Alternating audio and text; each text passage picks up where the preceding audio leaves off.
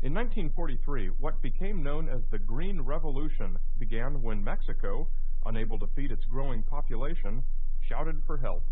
Within a few years, the Ford and Rockefeller Foundations founded the International Rice Research Institute in Asia, and by 1962, a new strain of rice called IR8 was feeding people all over the world. IR8 was the first really big modified crop to make a real impact on world hunger. In 1962, the technology did not yet exist to directly manipulate the genes of plants, and so IR8 was created by carefully crossing existing varieties, selecting the best from each generation, further modifying them, and finally finding the best. Here is the power of modified crops.